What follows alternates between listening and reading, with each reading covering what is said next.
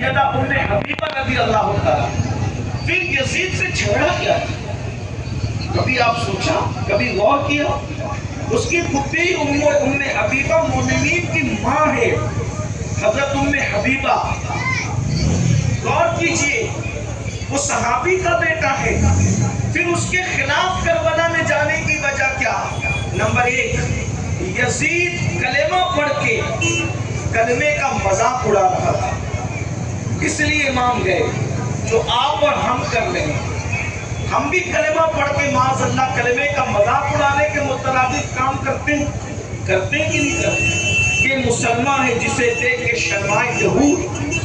یزید کلمہ پڑھ کے بھی نمازوں کو ترک کر رہا تھا.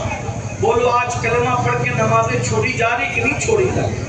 جس دن امام علی مقام نے اپنا پورا گھر لٹایا نماز بچانے کے لیے، اسی عاشورہ کے دن ہم نمازیں ترک کرتے ہیں. امام علی مقام، یزید شراب پیتا تھا، وہ شراب کو عام کرنا چاہتا. یزید شراب اور نشے کا اتنا عادی تھا کہ ابن کثیر اپنی کتاب میں لکھتے ہیں کہ یزید نے سفر حج میں بھی شراب کو نہیں چھوڑا، اتنا وہ شراب کا عادی تھا. امام علی مقام اس کے خلاف کھڑے ہوئے. اس کا مطلب یہ ہے کہ آپ اپنے آپ کو حسینی کہہ کر اگر نشے کو پروموٹ کرتے ہیں تو آپ کہیں نہ کہیں حسینی کہہ کر اپنے آپ کو یزید کے کردار کو زندہ کر رہے ہیں. یزید بندروں کا ناچ دیکھتا تھا، آپ ہیرو کا ناچ دیکھتے ہو.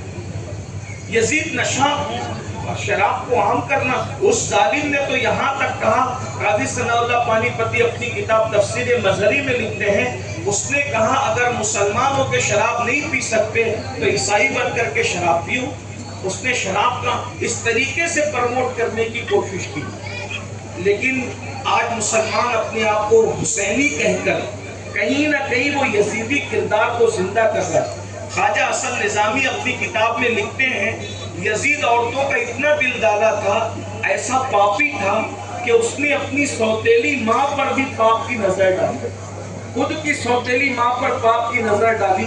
اب آپ بتائیں آج ہمارا تعلق عورتوں کے ساتھ کیسا ہے؟ ہمارا تعلق تقدس والا ہے یا جرائم اور پاپ والا ہے؟ تو میرے بھائیوں، اگر یزید سے نفرت اور امام حسین سے محبت ہے تو ہمیں کہیں نہ کہیں اپنے کردار سے ثابت کرنا چاہیے. امام علی مقام نے اپنے گھر کا ماحول کیسا بنایا اور ہمارے گھروں کا ماحول کیسا؟ امام علی مقام کے دل میں نماز کی ادائیگی کا جذبہ کیسا اور ہمارے دلوں میں جذبہ کیسا؟ امام تو 72 زخم کھانے کے بعد بھی آخری میں سجدہ کرتے ہیں. وہ کربلا کے ریگزاروں پر سجدہ کرتے ہیں اور ہم اے سی میں پڑے رہ کر سجدے کو ترک کرتے ہیں. وہ دھوپ میں سجدہ کرتے ہیں اور ہم ٹھنڈک میں سجدے کو ترک کرتے ہیں. وہ سب کچھ لٹا کر سجدہ کرتے ہیں، ہم سارے عیش پانے کے بعد سجدے کو ترک کرتے ہیں. آپ مجھے بتائیں، مجھے تو جب بات یاد آتی تو حیرانی ہوتی ہے. آج ہماری بیٹیاں بے پردہ اسکول جائیں، بے پردہ کالج جائیں، بے پردہ گھومنے جائیں، بے پردہ ولیموں میں جائیں، بے پردہ شادیوں میں جائیں، ہم حرام کھائیں، اللہ اکبر. لیکن آؤ کربلا کو دیکھو، امام نے اپنے گھر کا ماحول کیسے بنایا تھا، کس طریقے سے اپنی بیٹیوں کی تربیت کی تھی. آپ سب جانتے ہیں، آپ نے 10 دن میں سنا ہوگا، یقیناً علماء نے سنایا ہوگا، لیکن آخری بات کے طور پر ایک بات میں آپ سب کو عرض کرنا چاہتا ہوں، ہو سکے تو دل کے کانوں سے سن لو.